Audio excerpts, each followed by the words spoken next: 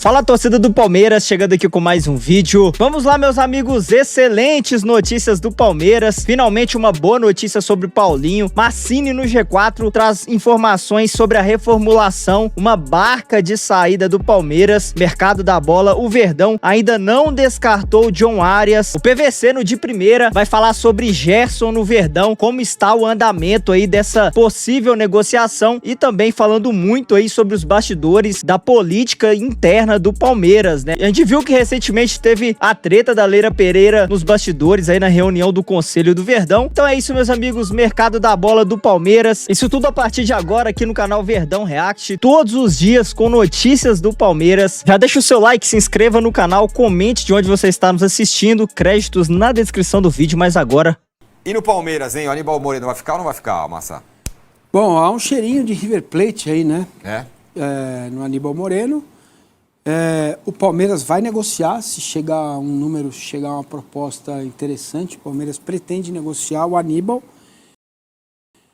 Pretende negociar o Martínez também. Não deu certo. Os dois camisas 5 do Palmeiras não funcionaram esse ano. E também o Mikael. O que eu sei são esses 3 jogadores que, se tiver proposta, o Mikael está já bem encaminhado, inclusive com a proposta de empréstimo remunerado. O clube vai pagar o salário com metas e compra determinada, entendeu? Então, se o jogador for bem lá, o clube vai, paga e ponto, né? É isso que eu tenho aqui. De jogador chegando ontem. O Fux renovou, o Fux foi contratado, mas já... Agora, esse papo do Paulinho só até fevereiro, que história é essa? Aliás, só em fevereiro? É isso aí. Esse é o papo. Só no São Paulo, que o cara é contratado no ano e vai jogar só 10 meses depois. No Corinthians tinha caído até o era chefe caneta do Munjaro pra cima. Mas isso não está pegando bem, porque boa parte dos 700 milhões tem 200 ali, e a gente fala isso, dá uma impressão que o jogador é responsável por isso, e não é. Claro que não. Então, só para deixar claro, quem assumiu o risco de contratar um jogador machucado foi o Palmeiras. Sim, sabendo que ele ia passar pela cirurgia. A ideia era tê-lo jogando, mas ele começou a sentir dor, a cirurgia não deu certo. Em termos de dinheiro, o gol que ele fez contra o Botafogo já deu uma amenizada, né? Porque é um jogador muito bom. E agora, o que eu tinha de informação, até pedi desculpa nas redes sociais para os meus... para as pessoas que me seguem, porque eu tinha uma informação de que no dia 10 de novembro ele ia para a fase derradeira, que é o campo. Cara, dia 10, dia 11, dia 15, dia 20, eu falei, bom, se ele for para o campo dia 10, mais uma semana, ele vai poder entrar alguns minutos. Foi o que aconteceu na volta da primeira cirurgia dele, que não foi feita pelo Palmeiras. Então agora o clube adotou essa postura, vai esperar a boa notícia que ele está sem dor, mas ainda não foi para o campo. Ele está fazendo nos equipamentos da NASA que o Palmeiras tem lá, você simula tudo. Simula jogo, simula movimento, simula impacto, simula tudo. Até aqui não tem dor. Só que isso é simulador, você precisa ir para o campo. E não foi ainda. Então, se ele for para o campo, em fevereiro ele vai estar entrando em campo. Outro detalhe, essa questão de reeleição, de mudança de estatuto, gerou um desconforto muito grande na própria base da presidente Leila Pereira. Então isso, por enquanto, está descartado, está assim em segundo plano, tá? É claro que tudo pode mudar, que se o Palmeiras ganhar tudo até dezembro, vai voltar, eu faço, eu aconteço, eu sou eu, quero ficar, não sei o quê, aí as coisas podem mudar, né? Mas, por enquanto, esse assunto não faz parte mais do cenário político do clube. Outra questão é a questão financeira.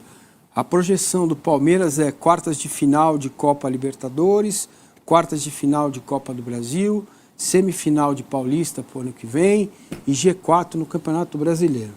Se isso acontecer, o Palmeiras vai ter que vender 400 milhões, 399 milhões em jogadores para poder equilibrar a conta no que está previsto de 1.200 de arrecadação ano que vem. O Palmeiras tem hoje uma folha de 37,5. folha total. Clube, Impostos, tudo. Clube social, funcionário, jogador, feminino, tá tudo na conta. 37,5 que dá 450 por ano. A expectativa é pagar 400 milhões já o ano que vem daquilo que foi feito em 2023. Porque 2023 você paga em 24, em 25 e 26. O que você fez em 25, você paga em 26, 27 e 28. Então já está destinado 400 milhões para pagamento de comissão, direitos, todos esses jogadores que o Palmeiras contratou, né? Isso já vai estar bem amortizado ano que vem. O Verdão, que a gente vai falar agora, do Rodolfo Bezerra. O que vocês acham do Gerson no Palmeiras? Um abraço para Lagoas. Beijo. Acho que não vai rolar. Acho que não vai rolar. Você acha que vai rolar? Não, não vai rolar. Mas foi mais o... Balão de ensaio, mais Gerson... O agente Marcão do que outra coisa, não foi? É, e o pessoal gosta dessa história, né? Gosta do pai do Gerson. Né? O pai do Gerson repercute, nossa senhora. Palmeiras oficializou a contratação do Bruno Fux, hein, gente? Agora, né, estava por empréstimo do Galo, agora de forma definitiva. Valor, 22 milhões de reais, contrato até 2029. Então tá aí, ó, agora a matéria do nosso Flávio Latifi, agora é oficial, exerceu a opção de compra. Danilo, vale a pena? Acho que sim. Gostei do ano do Bruno Fux no Palmeiras. Ele teve, né, questões, erros e tal, mas acho que o Palmeiras, de uma forma geral, na temporada, ele foi um time que oscilou bastante, então não seria diferente com o Bruno Fux. Bruno Fux, para mim, tem uma história curiosa, porque ele surgiu muito bem no Inter. Eu estava no pré-olímpico que ele fez em 2020 com a seleção. Foi bem, era bastante elogiado. Aí foi pro CSKA, não deu muito certo. Voltou pro Atlético Mineiro, também não conseguiu responder. Eu falei, pô, estranho, né? E aí, quando vem pro Palmeiras, eu falei, como será que vai ser o jogo dele? Eu confesso que me surpreendi quando o Palmeiras optou por trazer o Bruno Fux. Foi na troca com o Caio Paulista, mas eu gostei do ano dele. Acho que foi um bom ano, acho que mereceu ser comprado pelo Palmeiras. Mostrou ser um zagueiro também que sabe jogar como 5 se precisar. Então eu gostei. Eu achei uma boa efetivação da compra. Agora o pepino que sobra para o Palmeiras é Caio Paulista, que volta do empréstimo, porque o Atlético Mineiro, ao contrário do que fez o Palmeiras, não optou por comprá-lo. Vamos ver o que vai fazer o Palmeiras com o Caio Paulista, porque olha, o vencimento do menino ali não é baixinho não, viu? Que coisa, né? A gente estava até falando disso na redação, né, Danilo? O Caio Paulista que foi ali, virou pivô de uma crise entre os rivais, entre Palmeiras e São Paulo, sendo badaladíssimo. São Paulo acabou tomando um chapéu do Palmeiras naquele momento. Ele vai para o Palmeiras, o negócio não vinga. Ele vai para o Galo, também não dá certo, mas tem um salário alto. E aí, o que fazer, PVC? Eu acho que sim, vai incorporar o elenco, mas ele vai disputar a posição até ter uma outra ideia de incluir numa negociação. Porque, em princípio, ele não vai ser... Os laterais do Palmeiras são Piquerez e Jefté. A aposta no Jefté. O Jefté era motivo de chacota na Escócia. Ele jogou as partidas regulares, assim, ficou diferente você... Por que veio o Jefté?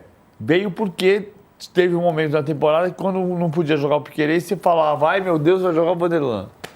E o Vanderlan é um bom jogador, ele tem uma deficiência de marcação, mas é bom jogador. Mas chegou num ponto de pressão que o melhor era negociar e trazer outro jogador. O Caio Paulista ainda está nesse ponto de pressão. Então precisa encontrar uma forma de fazer uma troca, achar o lugar exato para ele, o bom lugar para ele e ter um jogador para voltar, para chegar no Palmeiras.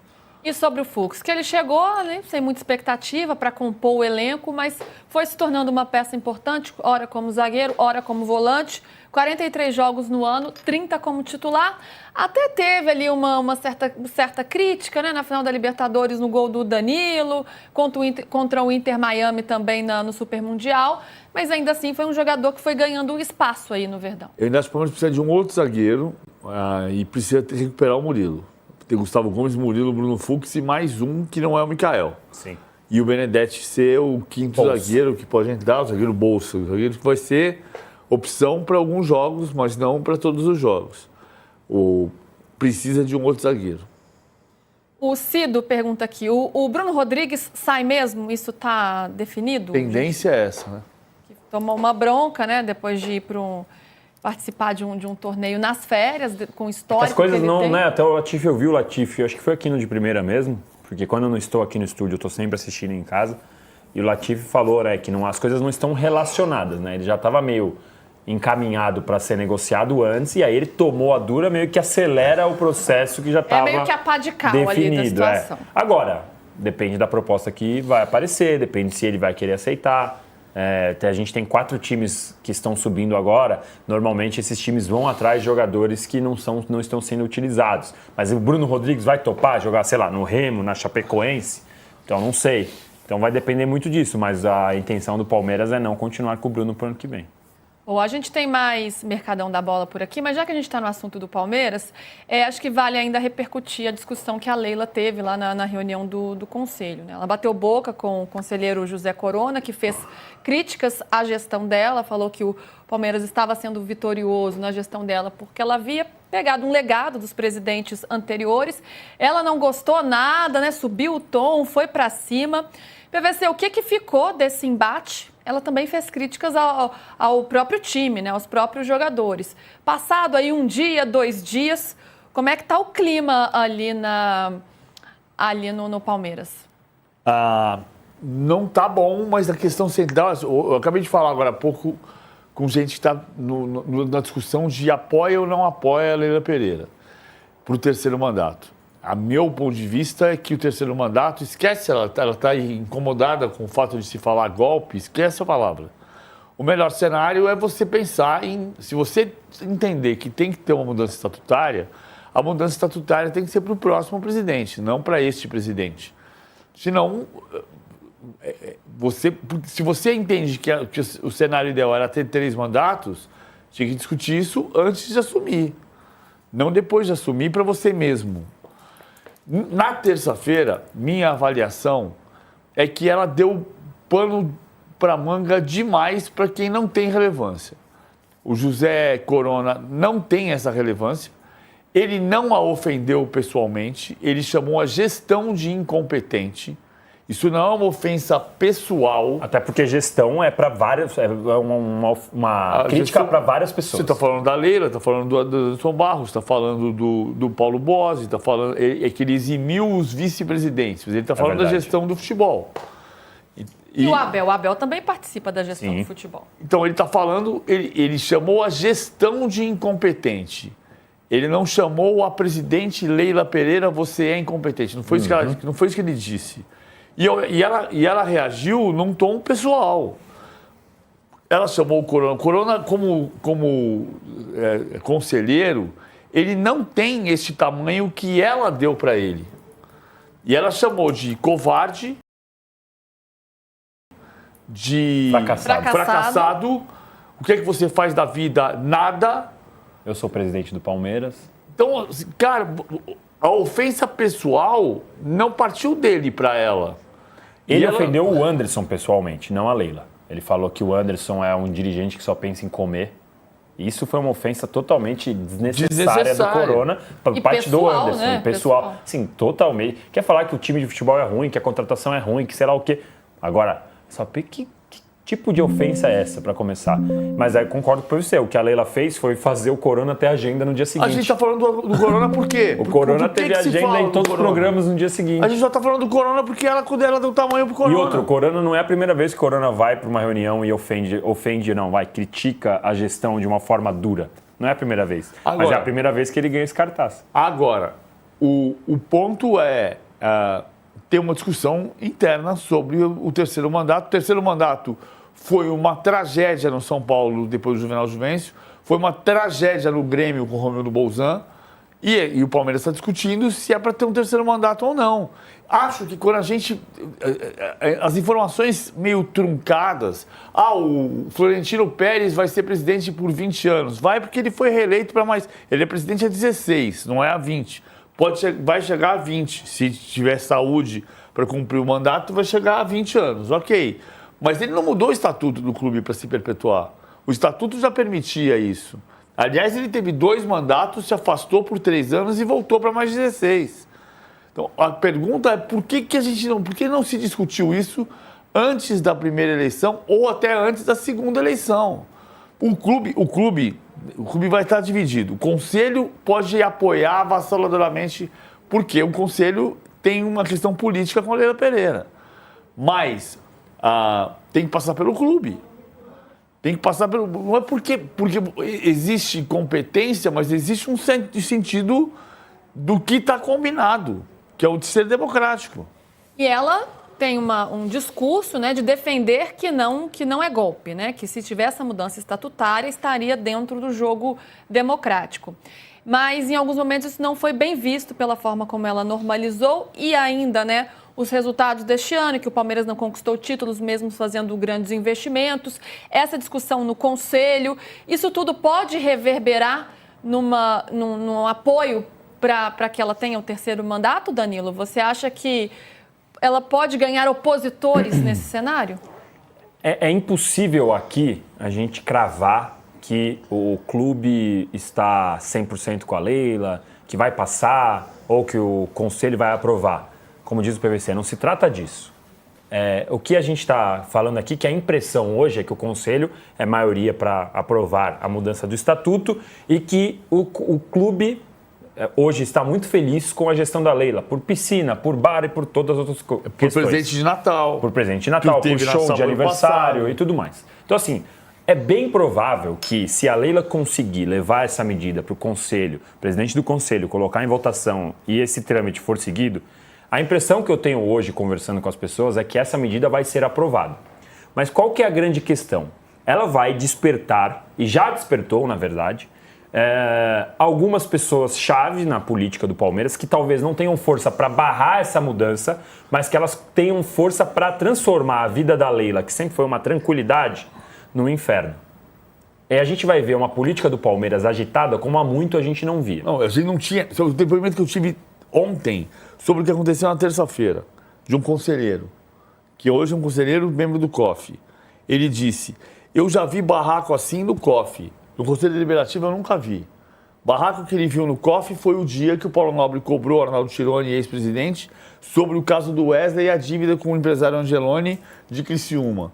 E que o Arnaldo Tironi se levantou e o Paulo Nobre se levantou e algumas pessoas entenderam que os dois tinham se levantado para um ir em direção ao outro como se fossem se engalfinhar e brigar. E aí partiu a turma de separar. Mas ninguém viu, de fato, alguém partir para cima do outro.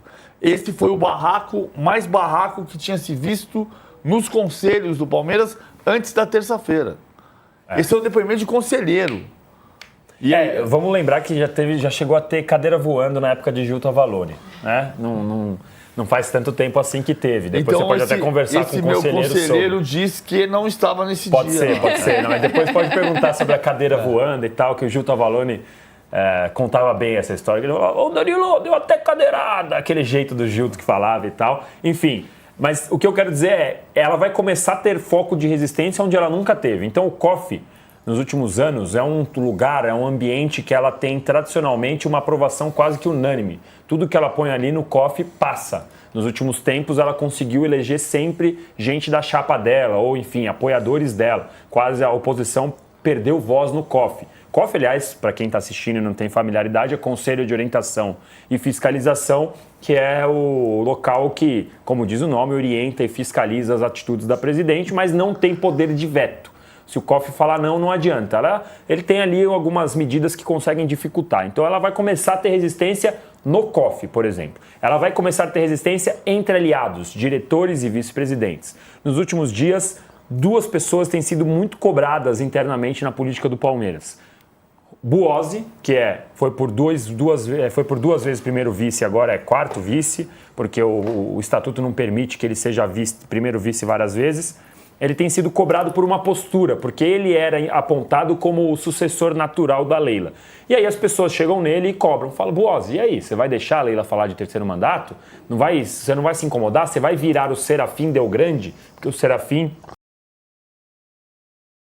era o cara lá atrás, que era o sucessor do Mustafa, que acabou sendo tirado quando o Mustafa mudou o estatuto e continuou no clube. E outra pessoa que tem sido muito cobrada é Maurício Gagliotti. Porque o Maurício Gagliotti, ele é ex-presidente, é uma figura muito presente na gestão da Leila, viaja com a delegação do Palmeiras, vai pro hotel do Palmeiras, no avião do Palmeiras, então ele não é um ex-presidente como outros. Não, e fez parte de um movimento que se chamou Muda Palmeiras num dado momento, que depois hoje uma parte disso é União Verde e Branca, que é o VB, que também tem gente como Pescarmona, que nasceu para combater o terceiro mandato do Mustafa Contursi. Perfeito. E aí o Gagliotti tem sido muito cobrado por isso, porque ele não está falando nada, está sempre perto da Leila. E vamos lembrar, o Gagliotti sempre foi o cara que apazigou diversos incêndios no Palmeiras, como W Torre, como Nobre e Crefisa, como acabou rompendo com Nobre por conta da questão da Leila, e ele está muito calado. E há uma parte, inclusive, da UVB, que trouxe aqui o PVC, que apoia o Gagliotti voltar para a política do Palmeiras de uma maneira mais firme, sendo até candidato, porque muita gente não confia no Boazzi e já tira o Everaldo, que é outro vice, fala, não, Everaldo é um projeto inviável, no Boazzi eu não confio, eu gostaria que o Gagliotti voltasse. E essa falta de firmeza num substituto da Leila gera comentários. Olha, eu sou contra a mudança do estatuto, mas entre Boazzi e Leila, que a Leila continue. Não, então essa é a questão que tem sido o ponto para mim é tratada. assim, já aconteceu isso em outras situações. Fernando Henrique Cardoso, por exemplo, que na minha visão foi um bom presidente da República, ele aprovou a reeleição e se beneficiou da aprovação da reeleição. O próprio Maurício Gagliotti. Maurício Gagliotti. Mas para o futuro presidente, não para ele. Não, no caso do Fernando Henrique, não. Estou dizendo assim que. O Gagliotti mudou o tempo de contrato, não. O tempo de mandato dele no mandato dele. Mas eu acho que tem uma diferença mesmo. A diferença é você se beneficiar ou não dessa decisão. Sim. E o Gagliotti se beneficiou dessa vantagem. Só que a discussão da mudança do tempo de mandato, ela era anterior ao primeiro mandato do Gagliotti. Perfeito. O que não é um problema, mas é um atenuante. Mas é que essa manobra de mudança de tempo de estatuto beneficiou não só o Gagliotti, mas beneficiou a Leila, porque permitiu que ela cumprisse o tempo mínimo para poder ser presidente depois do Gagliotti. A Leila é a primeira presidente da história do Palmeiras com 2 mandatos de 3 anos. O da Faquina ficou 12 anos, mas em mandatos sucessivos. PVC e Danilo, para a gente encerrar o assunto Palmeiras, até porque Valentim Furlan está entrando com a gente, a situação do São Paulo também não está nada boa, hein? O clima foi pesado aí num nível bem parecido. Leila também falou sobre o time, né? Sobre o futebol. A gente tem até a declaração dela aí. Ela fala, como é que eu posso querer ser campeã da Libertadores se meus jogadores não deram um chute a gol? Vocês conhecem alguma forma de ganhar um jogo sem fazer gol? Eu não conheço. Mas agora aí eu não posso falar isso, senão vou sortear meus atletas? Não, tem que falar sim. A responsabilidade é deles, não é minha. Fiz o que pude, investi o que pude, dei todas as possibilidades, mas eles não tiveram capacidade de ganhar. Isso aí reverbera de uma forma negativa dentro do grupo? Rapidinho pra gente fechar. Bem rápido, pra mim, 2 pontos. Primeiro, eu acho ruim porque ela se tira na derrota e se coloca na vitória. Na vitória ela fala, eu dou tudo que o Abel precisa, eu dou tudo que o Palmeiras precisa, e na hora da derrota ela fala, a culpa não é minha. Eu acho isso ruim. Mas pra mim, a reflexão definitiva é a do Casagrande. Se isso que ela falou no conselho, ela já tinha falado no vestiário, ok, os jogadores já sabiam que esse era o pensamento dela. Agora, se no vestiário ela falou, valeu, vocês fizeram tudo o que deu, vocês são meus queridos, e chega no conselho e fala o que fez, aí é trairagem. E ainda vejo uma diferença porque dentro do vestiário é um ambiente interno. Quando ela vai para a reunião do conselho, por mais que seja dentro do clube... Ok, mas menos mal, já você se entende? torna um pouco se mais você público. sabe que é o pensamento dela, é ruim que ela exponha isso, mas pelo menos ela falou na minha cara, sabe? Eu acho que esse é o ponto. Acho que o ponto é o que você consegue trazer dos jogadores depois. Não acho que você não cria um ambiente bom em primeira análise. Mas acabou o ano, né? Agora é só o ano que vem. Então é isso, torcida do Verdão. Acompanhamos muita informação na imprensa esportiva nesse dia de hoje. Chegamos ao final de mais um vídeo aí com boas notícias, né? Palmeiras aí que vai fazer realmente uma limpa no elenco, vai dar aí um fôlego, né, uma respirada na folha salarial também para chegar a novos reforços, então isso é muito importante. Então temos também essa baita notícia que o Marcini acabou de trazer no G4, né, a gente acompanhou ele falando aí que o Paulinho tá sem dor, cara, então isso já é uma excelente notícia, por mais que não é o teste final, né, que o teste final vai ser realmente no campo ali, mas para mim foi uma baita notícia e também a contratação em definitiva aí do Bruno Fux. Bruno Fux, que infelizmente ficou marcado aí pelas digamos, entregadas nas decisões, né, contra, né, aquele jogo contra o Flamengo pelo Brasileiro e também na final da Libertadores, mas que realmente ele teve uma regularidade muito grande, né, se precisar atua como volante. Então eu encaro, né, como uma boa contratação. E o PVC também trouxe aí que o Palmeiras vai contratar mais zagueiros, né, meus amigos? Então, boas notícias. Infelizmente a questão do Gerson parece estar ficando um pouco distante, mas a gente viu aí nas informações que realmente aí o Palmeiras não descartou totalmente o Arias, né? Quem sabe rola esse chapéu aí no Flamengo e quem sabe o Verdão não atravessa essa negociação aí. John Arias voltando para o Brasil, eu acho que cairia como uma luva nesse time do Palmeiras. Me diz aí, torcedor do Verdão, gostaria de ver John Arias vestindo a camisa do Verdão? Comente, se inscreva, deixa o like, vou ficando por aqui. A qualquer momento com mais notícias do Palmeiras na imprensa esportiva. Tamo junto, fui!